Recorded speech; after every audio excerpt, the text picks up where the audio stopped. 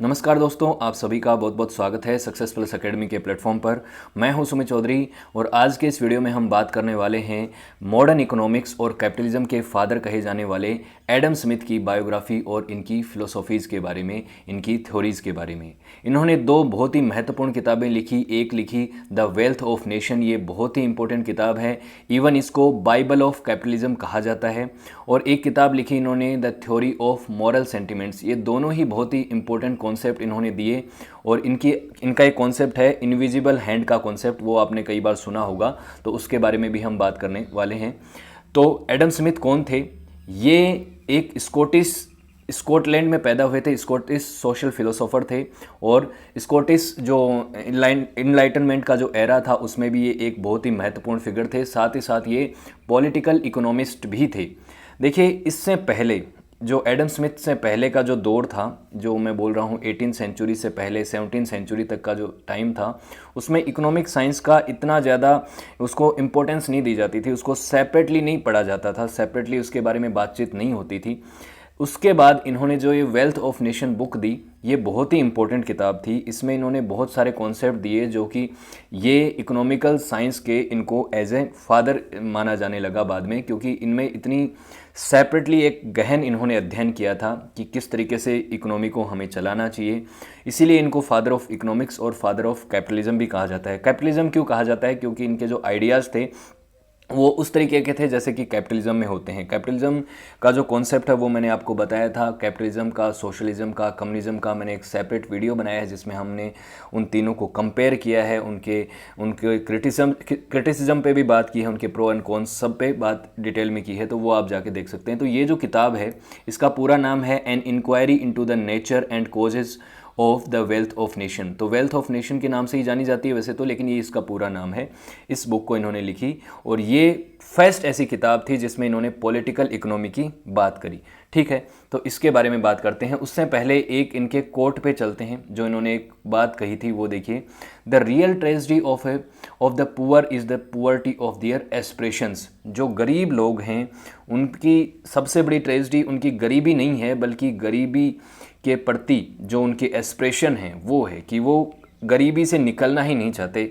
ऐसा कहते हैं एडम स्मिथ कि गरीबी से निकलने की जो उनकी इच्छा शक्ति है वो ट्रेजिक है। वो उस तरीके से उसके लिए उतना मेहनत नहीं करते कि वो गरीबी से निकल पाएँ। ये बात एडम स्मिथ ने कही थी। उसके बाद वीडियो शुरू करने से पहले, इनके बारे में जानने से पहले, मैं आपसे रिक्वेस्ट करूंगा कि अगर आप चैनल के साथ जुड़े हैं और आपको इन वीडियोस का नोटिफिकेशन चाहिए और इनकी पीडीएफ चाहिए तो आप इसके फेसबुक पेज और टेलीग्राम चैनल के साथ भी जुड़ सकते हैं। अब बात करते हैं इनकी अर्ली लाइफ की। अर्ली लाइफ के बारे में बात करें तो इनका जो जन्म है उसकी दिनांक, उसकी जो डेट है वो एग्जैक्टली किसी को नहीं पता। इनका जो बैप्टाइजेशन हुआ था, बैप्टाइजिंग हुआ था, मतलब जब ये क्रिश्चियन बने थे, बैप्टाइज हुए थे, उस डेट का पता है कि 5 जून 1723 को इनका ये बैप्टाइज हुए थे। किरकैल्डी जो जगह है स्कॉटलैंड में, यहाँ पे इनका जन्म हुआ। एक बार मैप में मैं आपको दिखा दूँ कि स्कॉटलैंड कहाँ है। ये है स्कॉटलैंड, ग्रेट ब्रिटेन का हिस्सा है। देखिए, ये मैप मैंने इसीलिए डाला है, कई बार क्या है कन्फ्यूज़न हो जाता है, यूनाइटेड किंगडम क्या है, ग्रेट ब्रिटेन क्या है, ब्रिटिश आइल्स क्या हैं। तो ब्रिटिश आइल्स में तो देखिए ये 4 देश पूरे आते हैं। इंग्लैंड आता है, वेल्स आता है, स्कॉटलैंड आता है और पूरा का पूरा आयरलैंड आता है। लेकिन अगर बात की जाए ग्रेट ब्रिटेन की तो ग्रेट ब्रिटेन में आते हैं स्कॉटलैंड, इंग्लैंड और वेल्स। ठीक, इंग्लैंड अलग हो गया, ग्रेट ब्रिटेन। अब यूनाइटेड किंगडम की बात करें तो यूनाइटेड किंगडम में ग्रेट ब्रिटेन तो पूरा आता ही है, साथ में नॉर्दर्न आइलैंड्स भी आते हैं। तो ये यूनाइटेड किंगडम है और ये सारा का सारा जो है ये ब्रिटिश आइल्स हैं। इसके बारे में हम सेपरेटली भी किसी दिन पढ़ेंगे, लेकिन अभी आपको समझ में आ गया कि यहाँ पे इनका जन्म हुआ स्कॉटलैंड में और स्कॉटलैंड ग्रेट ब्रिटेन का हिस्सा है। उनके पिता का नाम भी एडम स्मिथ ही था, एडम स्मिथ सीनियर उनको मान के चलिए आप।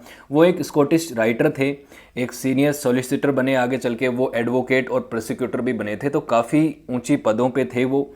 और वो यहाँ पे जो डिपार्टमेंट था इनका प्रोसिक्यूटर का, तो जज एडवोकेट हुआ करते थे उस समय। तो अच्छे परिवार से बिलोंग करते थे। इनकी माँ जो हैं मार्गरेट डगलस, ये इनकी माँ का नाम था। हालांकि जब इनका जन्म होने वाला था एडम स्मिथ जूनियर का मतलब, तो उस समय जो मेन एडम स्मिथ हमारे, उनके जन्म से 2 महीने पहले ही इनके पिता की डेथ हो गई।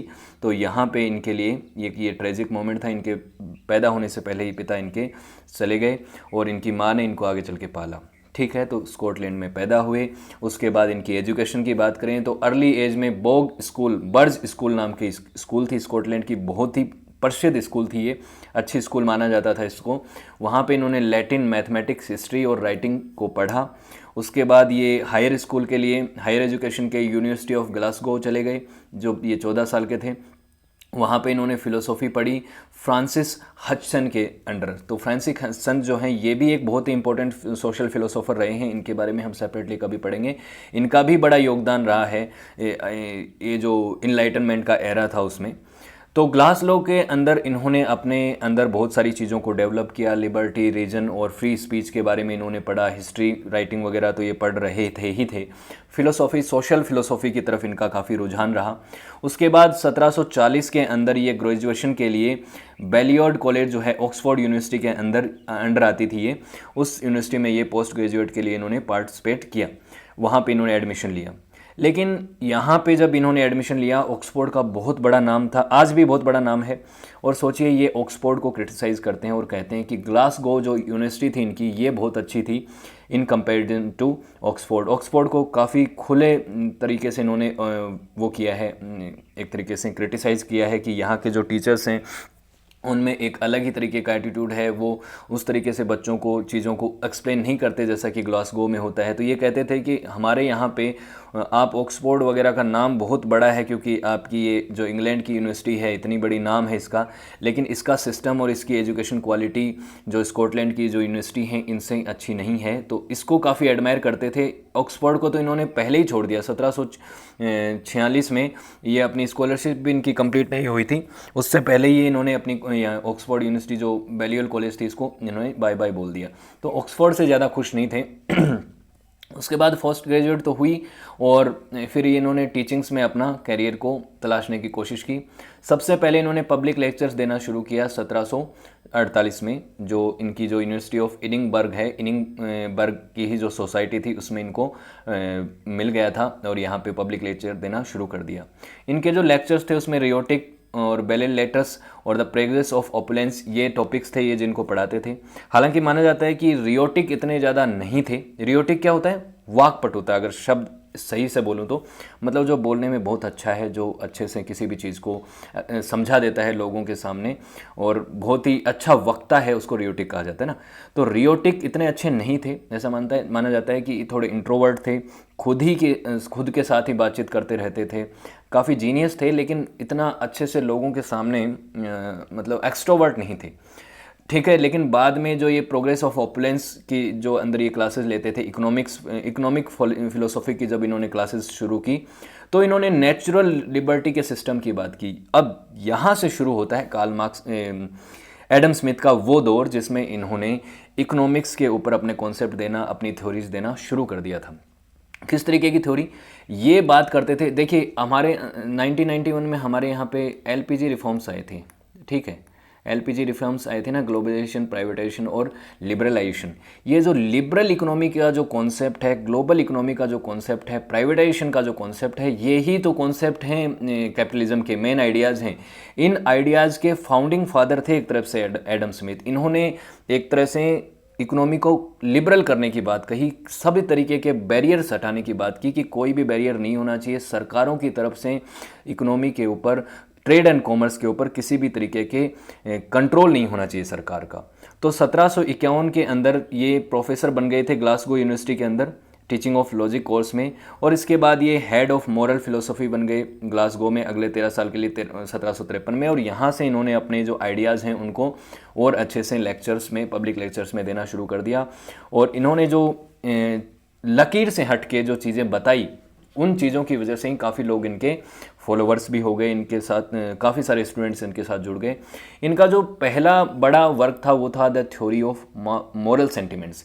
ये 1759 में इन्होंने ये पब्लिश किया था, इनका पहला काम था। इसको माना जाता है the first realistic scientific breakthrough of Adam Smith. तो यहाँ से इन्होंने पहली साइंटिफिक थ्योरी दी। इस थ्योरी में इन्होंने क्या किया, कहा देखो ये सोशल फिलोसॉफी की बात करते थे ना, इनको देखिए बहुत अच्छी थ्योरी है ये, इसको समझेंगे आपको बहुत मज़ा आने वाला है। उसके बाद हम वेल्थ ऑफ नेशन की बात करेंगे। इन्होंने कहा कि जो आपके मोरल आइडिया हैं, जो आपकी नैतिकता है, जो आपके एक्शंस हैं, वो किस चीज़ का प्रोडक्ट हैं? वो है आपके इन्वायरमेंट का। जिस तरीके के इन्वायरमेंट में आप रहते हैं, जिस तरीके के माहौल में आप रहते हैं, जहाँ जिस तरीके की ज्योग्राफी में आप रहते हैं, उन सब से आपके यहाँ पे मोरल आइडियाज़ का जन्म होता है। कैसे? फॉर एग्जांपल मान लीजिए, ज्योग्राफी की बात मैं क्यों कर रहा हूँ, मान लीजिए एक व्यक्ति का जन्म होता है एक डेमोक्रेटिक कंट्री में, डेमोक्रेसी में रहता है, एक डिक्टेटरशिप में पैदा होता है, तो दोनों का माहौल है, दोनों का जो दायरा है वो अलग अलग है। एक डिक्टेटरशिप में रहने वाले का दायरा बहुत सीमित है, डेमोक्रेसी में रहने वाले के पास बहुत सारे राइट्स हैं, तो उनकी जो वैल्यूज़ हैं वो भी समय के साथ साथ उसी तरीके से ग्रो करती हैं, क्योंकि वो उसी तरीके के इन्वायरमेंट में जीते हैं। तो इसीलिए इन्होंने कहा कि जो सोशल साइकोलॉजी है वो आपके मोरल एक्शंस के लिए ज़्यादा जिम्मेदार है in comparison to regions. Region भी तो कोई चीज़ होती है ना, कोई चीज़ रैशनल है, कितना सही है कितना गलत है, इसका आकलन करना, रीजन ढूंढना, और उसके रीजन की वजह से आपकी जो क्या बोलते हैं मोरल एक्शंस तय होते हैं। बात ठीक है, आप चीज़ें पढ़ते हैं, समझते हैं और उस चीज़ को डेवलप भी करते हैं कि ये चीज़ सही है, ये चीज़ गलत है, ये नैतिक है, ये अनैतिक है, लेकिन ये जो नैतिकता है ये इस रीजन की बजाय सोशल साइकोलॉजी से ज़्यादा प्रभावित होती है। इसीलिए सोशल साइकोलॉजी को ज़्यादा बेटर गाइड माना है इन्होंने मोरल एक्शंस के लिए। साथ ही इन्होंने कहा है कि देखिए, जो प्रूडेंस है, आपका जो विवेक है, जो आप न्याय के बारे में बात करते हैं, वो सोसाइटी के लिए बहुत ही ज़्यादा इम्पोर्टेंट है सर्वाइवल के लिए। एक बेसिक रूल है कि आपके समाज के अंदर एक न्याय व्यवस्था होनी चाहिए, उसमें एक सोचने समझने की क्षमता होनी चाहिए, विवेक होना चाहिए। अगर आप और ज़्यादा चीज़ें उसमें बढ़ा देते हैं, कोई भी चीज़ें उसमें और मोरालिटी ऐड कर देते हैं, तो वो आपके समाज को फ्लोरिश करने में मदद करते हैं। लेकिन ये तो बहुत ही बेसिक चीज़ें हैं। दो तरीके की चीज़ें होती हैं, एक वो हैं जो बेसिक हैं, मतलब आपके सर्वाइवल के लिए ज़रूरी हैं, और एक वो चीज़ें हैं जो आपको बेनिफिट करती हैं, आपको फ्लोरिश करने में मदद करती हैं। तो इसलिए इन्होंने कहा प्रूडेंस और जस्टिस तो आपके लिए एकदम बहुत ही इम्पोर्टेंट है, बहुत ही ज़रूरी है। सेल्फ इंटरेस्ट और सिंपैथी के बारे में इन्होंने इस फिलोसफी में क्या कहा, वो भी बहुत महत्वपूर्ण है। इन्होंने कहा कि एज ए इंडिविजुअल हर एक व्यक्ति की एक नेचुरल टेंडेंसी है कि वो अपनी तरफ तो देखता ही है, अपना आप लुक आफ्टर तो करता ही है खुद की तरफ, खुद के भले के बारे में तो वो सोचता ही है, और इसके लिए उसको कोई समझाने की ज़रूरत नहीं होती कि खुद का भला अगर किसी व्यक्ति को करना है तो वो तो एक बेसिक बात है ना, वो तो एक ह्यूमन टेंडेंसी है, उसके बारे में तो आपको कोई लेक्चर देने की ज़रूरत नहीं है खुद की लुक आफ्टर करने के लिए। लेकिन दूसरों की तरफ लुक आफ्टर करने के लिए आपके अंदर एक सोशल मोरलिटी होनी चाहिए, एक मोरलिटी होनी चाहिए जिसको बोलते हैं हम। तो वो कैसे डेवलप होती है, वो भी व्यवहार के तौर पर ही डेवलप होती है धीरे धीरे। कैसे? मोरल साइंस के लेक्चर देने से नहीं कि आप सिर्फ रीजन की वजह से आप किसी को ये कह दें कि वो उसके प्रति सिंपैथाइज हो जाएगा, उसके प्रति एम्पैथी फील करेगा, ऐसा नहीं होगा। हम देखिए चीज़ों को, इन्होंने क्या कहा कि कोई व्यक्ति जैसे मान लीजिए उदास है, तो हम उसको देख के थोड़ा सा उदास हो जाते हैं, हमारे भी मतलब बहुत दुखी है तो हमारी भी आंखों में कभी ना कभी आंसू आ जाते हैं कि ये व्यक्ति इतना परेशान है, तो हम उसको देख के खुश तो नहीं होते। अगर कोई व्यक्ति खुश है, बहुत ज़्यादा खुश है, तो हम उसको देख के हम भी खुशी फील करते हैं। ये क्या है? इसको एम्पैथी तो बोलते हैं। एम्पैथी तो बोलते हैं कि हम उसी तरीके का फील करते हैं जैसा कि वो सामने वाला फील कर रहा है। हाँ, ये बात अलग है कि जो एक्शन है, जो रिएक्शन है, वो उतना इंटेंस नहीं होता जितना कि उस व्यक्ति का होता है। कि मान लीजिए कोई व्यक्ति बहुत खुश है, अपने रीजन्स की वजह से खुश है, तो हम उतना खुश नहीं हो पाएंगे जितना कि वो है, क्योंकि उसका अपना रीजन है। लेकिन हम उसको देख के खुश हो रहे हैं, उसकी वजह से, रिएक्शन की वजह से खुश हो रहे हैं, उन इमोशंस को हम थोड़ा फील कर रहे हैं, उतनी इंटेंसिटी से नहीं कर रहे, कम कर रहे हैं, लेकिन एम्पैथी तो फील कर रहे हैं। तो इसका मतलब ये जो चीज़ है धीरे धीरे बचपन से लेके अपनी जब तक आप एडल्ट हो जाते हैं, जब तक आप मैच्योर हो जाते हैं, तब तक ये चीज़ें धीरे धीरे करके ग्रो होती जाती हैं कि हम चीज़ों को सिंपैथाइज कर पाते हैं, उनको उनकी दूसरों की भावनाओं को फील कर पाते हैं। इसीलिए क्या होता है कि ये जो मोरल डेवलपमेंट होता है, मोरलिटी है, वो धीरे धीरे डेवलप होती है, सोशल नेचर की वजह से डेवलप होती है। आपको किसी ने सिखाया नहीं है कि देखिए ये व्यक्ति रो रहा है, इसके पीछे रीज़न है, ये रो रहा है तो आपकी भी आंखों में आंसू आने चाहिए, आप भी इमोशनल होने चाहिए। ये हंस रहा है, खुश हो रहा है, तो आपको भी खुश होना चाहिए। बताने की ज़रूरत नहीं है, ये धीरे धीरे चीज़ें अपने आप डेवलप होती हैं। तो ये बात इन्होंने कही, तो ये सोशल फिलोसॉफी की इन्होंने बात की है। जस्टिस और बेनिवोलेंस के बारे में, बेनिफिशियनेंस के बारे में बात की है कि समाज में हर व्यक्ति अपने सेल्फ इंटरेस्ट के लिए काम करता है, वो अपने सेल्फ इंटरेस्ट के लिए काम करता है, इसके लिए उसको कुछ किसी को समझाने की ज़रूरत नहीं है। लेकिन समाज में एक तरीके से बैलेंस बना रहे, इसीलिए उसको ये भी ध्यान रखना होता है कि वो किसी अपने इंटरेस्ट के लिए किसी दूसरे को हार्म ना करे, किसी दूसरे को नुकसान ना पहुँचाए। इसीलिए ये समाज के सर्वाइवल के लिए बहुत इंपॉर्टेंट है कि अगर अपने इंटरेस्ट के लिए कोई व्यक्ति किसी दूसरे को हार्म करने लग गया, किसी को नुकसान पहुंचाने लग गया,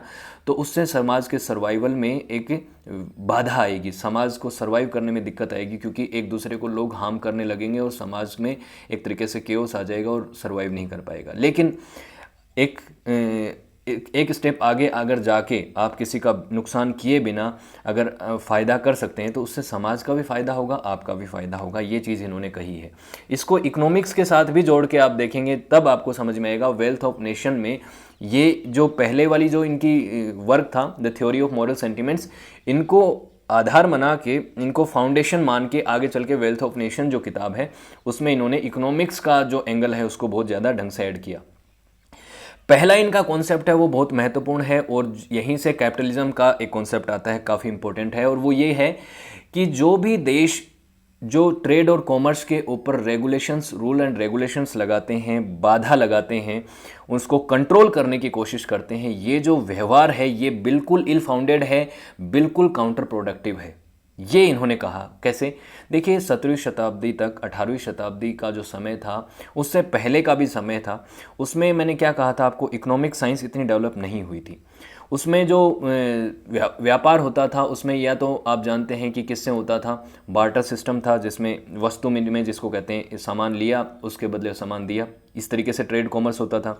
या लेकिन उसके बाद आप जानते हैं करेंसी का भी सिस्टम आ गया। तो करेंसी क्या आ गई, मान लीजिए चाइना और इंडिया के बीच में व्यापार हो रहा है, चाइना और इंडिया के बीच में व्यापार हो रहा है, चाइना की अलग करेंसी है, इंडिया की अलग करेंसी है। उस समय कोई फॉरेन एक्सचेंज तो हुआ नहीं करता था कि चाइना की करेंसी और यहाँ पे फॉरेन एक्सचेंज हुआ करता था, ऐसा नहीं था, कोई इंटरनेशनल करेंसी नहीं थी। तो ट्रेड कैसे होता था, गोल्ड और सिल्वर में हुआ करता था कि अगर चाइना से कुछ इंपोर्ट कर रहा है इंडिया, तो उसको उसके बदले क्या देगा, गोल्ड देगा या सिल्वर देगा। इसी तरीके से सेम वाइस वर्सा, चाइना अगर इंडिया से कुछ इंपोर्ट कर रहा है तो उसके बदले गोल्ड देगा और सिल्वर देगा। तो हर एक देश क्या चाहता था कि अपनी वेल्थ को बढ़ाने के लिए जितना उनके पास गोल्ड है, जितना सिल्वर है, वही उनकी वेल्थ होती थी। यही एक जर्नल पर्सपेक्टिव था। सब ये क्या करते थे कि अपने एक्सपोर्ट को बढ़ाना चाहते थे कि दूसरे देश में जितना सामान हम बेचेंगे उतना ही हमारे पास गोल्ड और सिल्वर आएगा, उससे हमारी वेल्थ बढ़ेगी।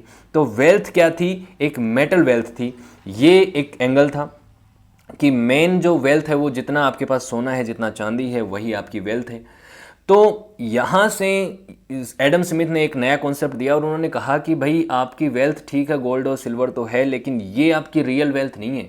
आपकी रियल वेल्थ क्या है, आपकी रियल वेल्थ है गुड एंड सर्विसेज जो क्रिएट किए जाते हैं आपके देश में। स्पेशली सर्विस पे भी इन्होंने इतनी बात नहीं की, इन्होंने स्पेशली बात करी गुड्स की। आपके यहाँ पे जो चीज़ें, जो सामान मैन्युफैक्चर होता है, जो दूसरों के काम आ सकता है, जिसको आप दूसरे देश में एक्सपोर्ट कर सकते हैं, वही आपकी वेल्थ है। ये गोल्ड और सिल्वर तो ये तो करेंसी है, ये तो आप इसको डायरेक्टली काम में नहीं ले सकते ना, तो इसको वेल्थ ना मान के आप इसको वेल्थ मानिए और काम इस पे कीजिए, गुड्स पे, अपने सामान पे कीजिए, अपने प्रोडक्ट्स पे कीजिए। प्रोडक्ट को जितना बढ़ाएंगे, जितना मैन्युफैक्चर करेंगे, जितना आप एक्सपोर्ट कर पाएंगे, वही वेल्थ है।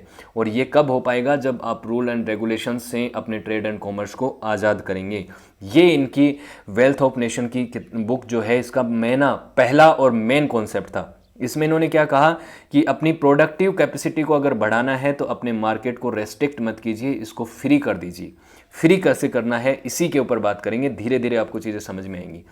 इनकी एक और थीम ये थी कि अगर आपको प्रोडक्टिव कैपेसिटी को बढ़ाना है, जो अभी इन्होंने कहा कि अपने प्रोडक्टिव कैपेसिटी को बढ़ाइए, तो बढ़ाना कैसे है, इसके लिए आपको एक तो डिवीजन ऑफ लेबर करना पड़ेगा और एक्यूमुलेशन ऑफ कैपिटल करना पड़ेगा। कैपिटल को, अपने पैसे को, पूंजी को बढ़ाना पड़ेगा।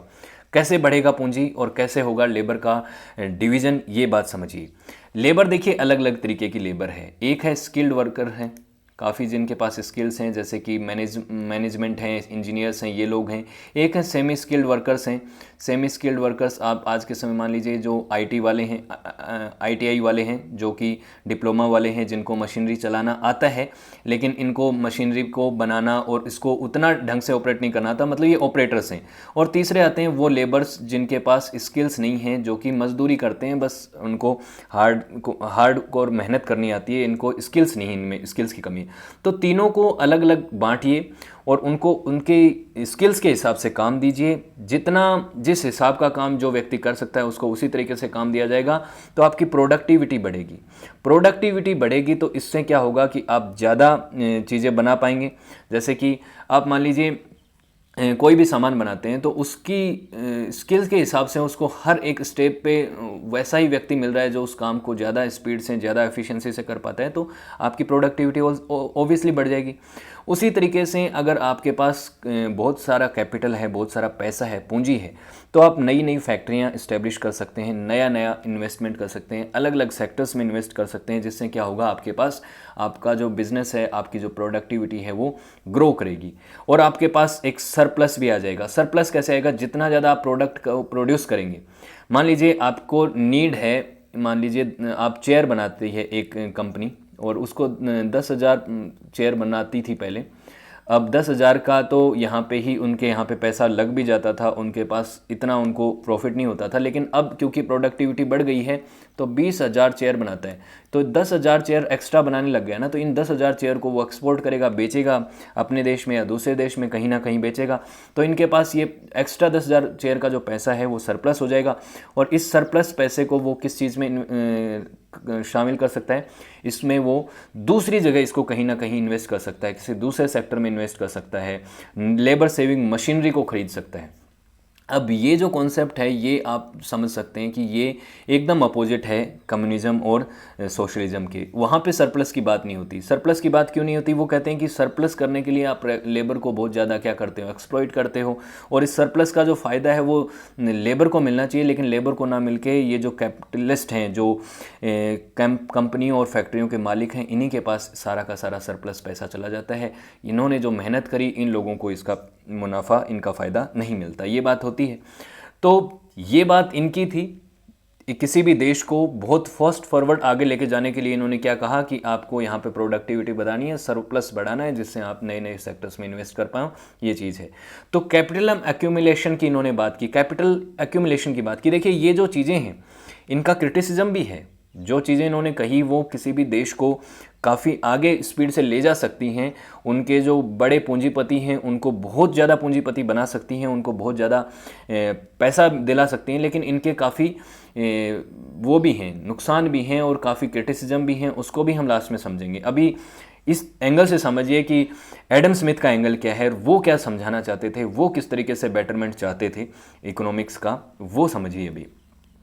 ठीक है, तो यहाँ पे फ्यूचर इनकम पे डिपेंड, किसी भी देश की जो का फ्यूचर जो है वो उसकी डिपेंड करता है कि उसके पास कितनी कैपिटल एक्यूमुलेशन है, कितना उसके पास पैसा है, कितना उसके पास एक तरीके से पैसा उसने जमा कर लिया है जिससे वो दूसरे सेक्टर्स में इन्वेस्ट कर सकता है। उसके बेटर प्रोडक्टिविटी के चांसेस तब बढ़ेंगे जब वो अपने यहाँ पे बहुत ज़्यादा पैसे को जमा कर लेगा, जिससे वो क्या करेगा, नए नए सेक्टर्स में इन्वेस्ट करेगा, नई नई मशीनरी पर इन्वेस्ट करेगा।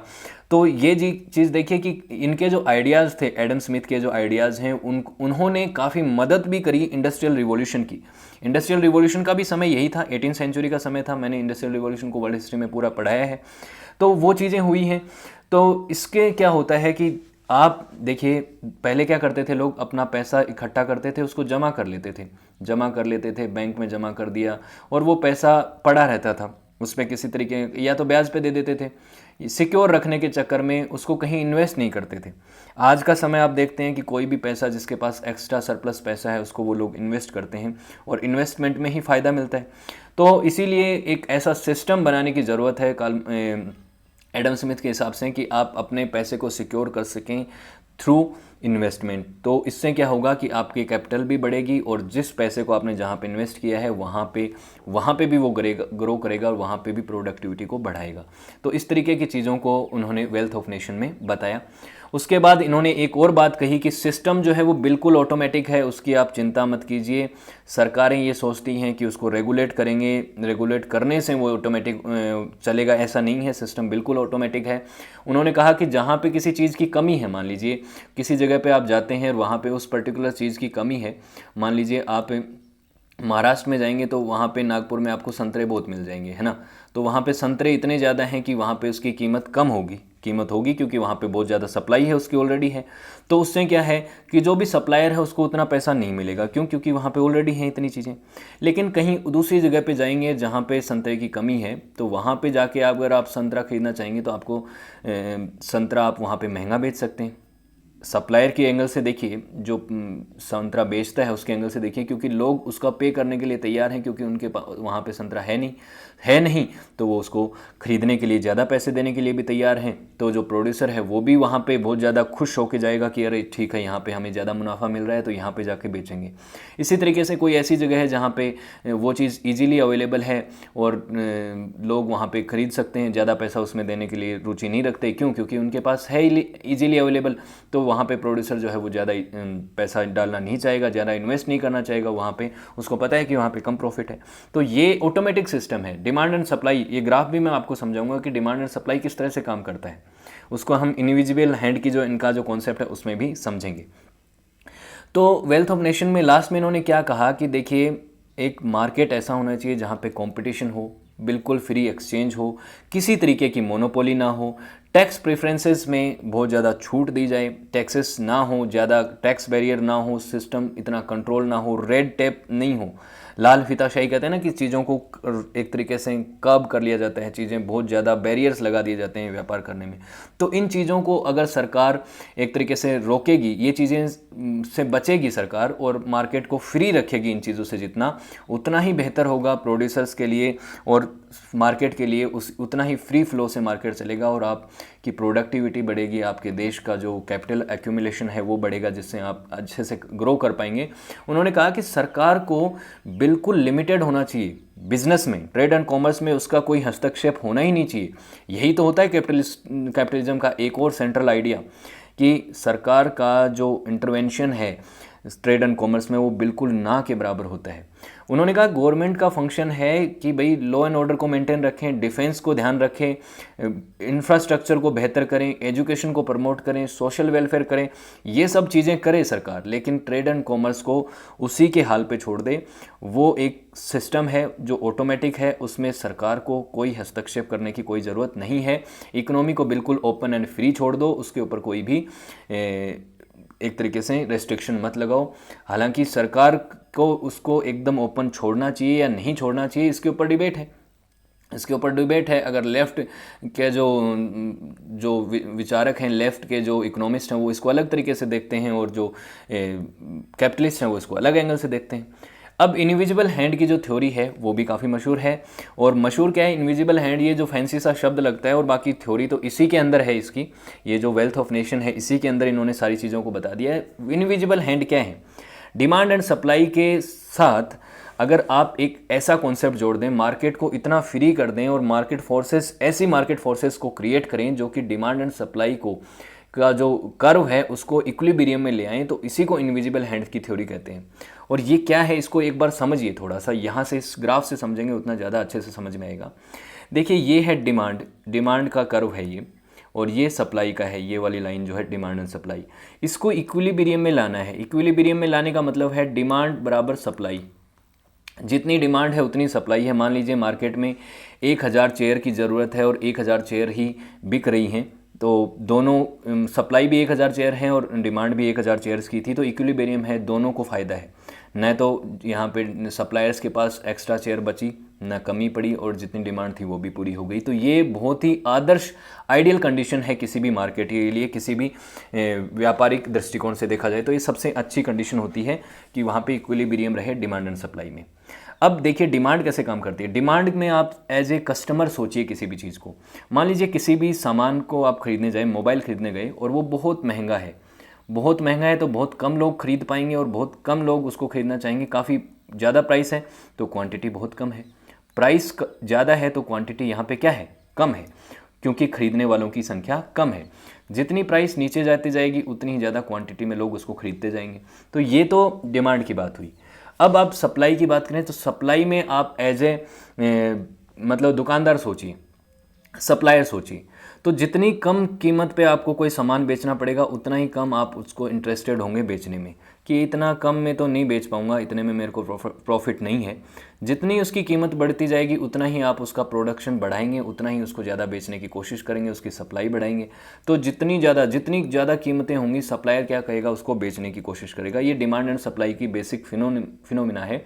सब हर कोई अपने सेल्फ इंटरेस्ट के लिए काम करता है, ये एडम स्मिथ ने कहा। और उन्होंने कहा कि सप्लायर यही देखेगा कि उसको ज़्यादा से ज़्यादा कीमत कहाँ मिल रही है, बायर ये देखेगा हम उसको सबसे कम कीमत कहाँ मिल रही है। तो आप मार्केट को फ्री छोड़ दीजिए, मार्केट में 4 लोग होंगे बेचने वाले, जो सबसे कम कीमत में बेचेगा उससे जो है बायर है वो खरीद लेगा। और उसी तरीके से मार्केट के जो प्लेयर्स हैं वो भी यही देखेंगे कि ऐसी जगह पे वो अपने मार्केट को लगा लेंगे जहाँ पे किसी चीज़ की सबसे ज़्यादा डिमांड होगी, वहाँ पे वो जाके बेच देंगे। तो ये चीज़ है, मोनोपोली मत रखिए, मार्केट अपने आप ओपन रहेगा। किसी भी तरीके से सिस्टम को कर्ब करने की कोशिश मत कीजिए। तो गवर्नमेंट का इंटरवेंशन नहीं होना चाहिए, लोग अपने सेल्फ इंटरेस्ट के लिए अपने आप काम करेंगे, मार्केट अपने आप रेगुलेट हो जाएगा, अपने आप कंपटीशन जो है, जब मार्केट में मोनोपोली नहीं होगी तो कंपटीशन अपने आप हाई होगा, और कंपटीशन हाई होगा तो कीमतें भी अपने आप कम नीचे रहेंगी।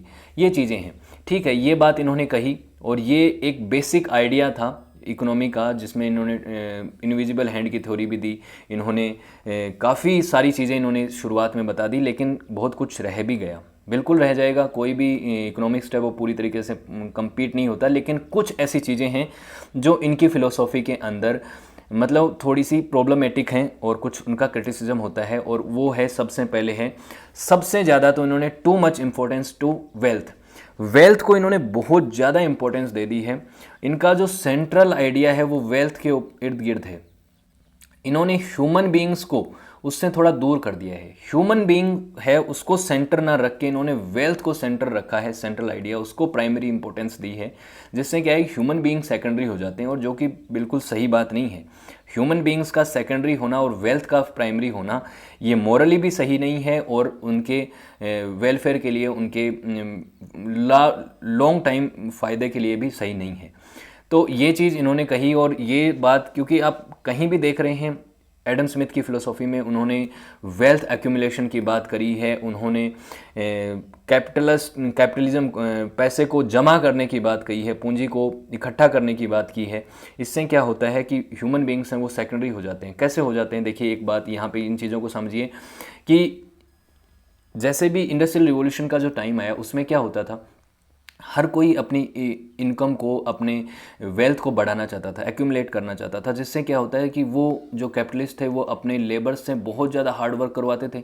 हार्ड वर्क तो करवाते थे लेकिन उनकी स्थिति इतनी ख़राब हो जाती थी कि उनको 2-2 शिफ्ट में काम करवाया जाता था, 15-15 घंटे की शिफ्ट हुआ करती थी, ऐसा काम करवाते थे, और उनको ज़्यादा पैसा भी नहीं देते थे, उनके वेजेस भी कम रखते थे। क्यों, ये सब क्यों करते थे? अपनी वेल्थ को इंक्रीज़ करने के लिए, अपने सेल्फ इंटरेस्ट के लिए, कि सारा का जो सारा पैसा है वो इन कैपिटलिस्ट के पास जमा हो जाए, और ये जो क्लास है, वर्कर क्लास है, लेबर क्लास है, जिसको बाद में कार्ल मार्क्स ने प्लूटोरिएट्स कहा, इनका शोषण होता रहा। ये चीज़ें रही, क्यों होती रही? इस तरीके के आइडिया को सपोर्ट कर रहे हैं ना एडम स्मिथ तो क्या कह रहे हैं कि वेल्थ को बढ़ाइए और उस पैसे को एक्यूमुलेट करके आप दूसरे सेक्टर में इन्वेस्ट कीजिए, ठीक है। लेकिन उन्होंने ये भी तो सोचा ही होगा ना कहीं उनको सोचना चाहिए था कि इससे ये जो कैपिटलिस्ट हैं ये क्या करेंगे, अपनी लेबर का तो शोषण करेंगे ही, तभी तो बहुत ज़्यादा पैसा है वो इनके पास बचेगा। तो इन्होंने जो सिस्टम है उसको बहुत ज़्यादा वेल्थ के अराउंड रख दिया, इसमें सोशल वेलफेयर की कोई बात नहीं करी, मैन वेलफेयर को इसमें पूरी तरीके से मिसिंग दिखा गया है। और इसमें ये चीज़ है कि जितना ज़्यादा से ज़्यादा आप कमा पाओ उतना कमाओ, तो आदमी यहाँ पे सेल्फिश हो जाता है और वो जो कैपिटलिस्ट हैं उनके पास ही सारा का सारा पैसा जमा हो जाता है, और ये जो दूसरे लोग हैं इनको इग्नोर कर दिया जाता है, जो लेबर क्लास हैं, सोशल इंटरेस्ट हैं उनको इग्नोर कर दिया जाता है, सिर्फ सेल्फ इंटरेस्ट की यहाँ पे बात की जाती है। उसके बाद जो वेल्थ का जो मीनिंग है उसको भी काफ़ी नैरो रखा गया, ऐसा जो दूसरे जो इकोनॉमिस्ट हैं उनका ऐसा मानना है कि जो वेल्थ की जो डेफिनेशन है एडम स्मिथ के हिसाब से, वो गुड्स के अराउंड ही रहती है पूरी की पूरी, कि जितना मैन्युफैक्चर करोगे उतना उसको सरप्लस रखो, उसी के अराउंड सारा का सारा है। इन्होंने सर्विस की ज़्यादा बात नहीं करी है, सर्विस की बात नहीं करी है, इमैटेरियल गुड्स की बात नहीं की है, जिनको सर्विस कहते हैं, डॉक्टर, लॉयर्स, टीचर्स, इनको इन्होंने अपनी इकोनॉमिकल आइडियाज़ से अलग रखा है, वेल्थ ऑफ नेशन से अलग रखा है। वेल्थ ऑफ नेशंस में जो सेंट्रल आइडिया है वो गुड्स के ऊपर है, लेकिन आज के समय आप देखेंगे सर्विस सेक्टर एक बहुत बड़ा सेक्टर है, और इसके दौरान भी इसको भी एक वेल्थ की तरह काउंट किया जाता है। और ह्यूमन जो वेल्थ है उसको तो सबसे प्राइमरी वेल्थ माना जाता है, वो सर्विस को बहुत इंपॉर्टेंस दी जाती है। और साथ ही साथ जो अर्निंग वेल्थ है, जो इन्होंने कहा कि एक्यूमुलेट करते जाइए, पैसा करते जाइए, लेकिन उसका मीन क्या रहा? अगर आपने ह्यूमन बीइंग्स को ही उस सेंट्रल आइडिया से बाहर कर दिया और वेल्थ को सेंट्रल आइडिया में रख दिया, तो उसका मीन क्या रहा? इस वेल्थ को कमाने के पीछे का मकसद क्या रहा? और आपने जब ह्यूमन बीइंग्स के जो वेलफेयर की बात नहीं की, उसमें उनको साइड कर दिया, तो इसको एक तरह से माना कि काफ़ी लोग इसको इस तरह से क्रिटिसाइज़ करते हैं कि ह्यूमन बीइंग्स को मतलब अलग रखने की वजह से इसका कोई मीन नहीं रहा वेल्थ को कमाने का। एक कंट्रोवर्शियल व्यू है, नैरो व्यू है। आप जानते हैं कि कैपिटलिज्म की एक विरोधाभासी विचारधारा है कम्युनिज्म, और वो आइडिया क्यों आया? क्योंकि इस तरीके के आइडियाज़ की वजह से जो है बड़ी बड़ी कंपनियों में, बड़ी बड़ी फैक्ट्रियों में जो लेबर क्लास है उनका बहुत ज़्यादा शोषण होने लगा था, उनको बहुत ज़्यादा पीछे धकेल दिया था। इसकी वजह से एक क्लास डिवीज़न हो गया था, एक कैपिटलिज्म की क्लास हो गई थी, एक वर्कर्स की क्लास हो गई थी, जिसके बीच में एक तरीके से वेल्थ का बंटवारा बहुत बड़ा डिफरेंस हो गया था उनके बीच में। तो इसकी वजह से क्या हो गया कि ये जो विचारधारा है इनकी जो थ्योरीज़ हैं वो काफ़ी थोड़ी कंट्रोवर्शियल भी रही। एक अल्फ्रेड मार्शल नाम के न्यू क्लासिकल इकोनॉमिस्ट थे, उन्होंने डेफिनेशन दी इकोनॉमिक्स की, तो उसमें उन्होंने मैन और उसके वेलफेयर को काफ़ी सेंट्रल रखा, सेंट्रल आइडिया रखा, और उन्होंने वेल्थ को सेकेंडरी रखा कि ठीक है, वेल्थ कमाना किसी भी देश के लिए और किसी भी व्यक्ति विशेष के लिए ठीक है, इम्पोर्टेंट है, अपनी महत्वाकांक्षी होना ठीक है, आगे के धीरे धीरे आप चाहते हैं कि ज़्यादा ग्रो करते जाएं, लेकिन इसका मतलब ये नहीं है कि अपना वेलफेयर और अपने साथ जो काम करने हैं उनका वेलफेयर उसको भूल जाएं और मैन को, ह्यूमन बीइंग्स को सेंट्रल आइडिया से बाहर कर दें। ऐसा नहीं होना चाहिए। अब बात करते हैं एडम स्मिथ के अंतिम समय की। तो साल 1787 में इनको यूनिवर्सिटी ऑफ ग्लासगो में रेक्टर घोषित बना दिया गया। रेक्टर यानी कि जो एक तरह से कुलपति बोल सकते हैं, हमारे यहाँ पे जैसे कुलपति होते हैं ना, वैसे। उसके 3 साल बाद ही इनकी 67 साल की एज में 1790 में इनकी डेथ हो गई, और 1790 में 67 साल के थे तब इनकी डेथ हो गई। निसंदेह एक महान इकोनॉमिस्ट थे जिन्होंने इकोनॉमिक्स को एक नया रास्ता दिखाया, एक नया तरीका बताया कि किस तरह से हैं। कुछ चीज़ें हैं जो इनकी क्रिटिसाइज़ करनी चाहिए, जो हमने करी। और एक इनका लास्ट कोट है, उसके हिसाब से हम अंत करते हैं वीडियो का। Hatred and anger are the greatest poison to the happiness of a good mind.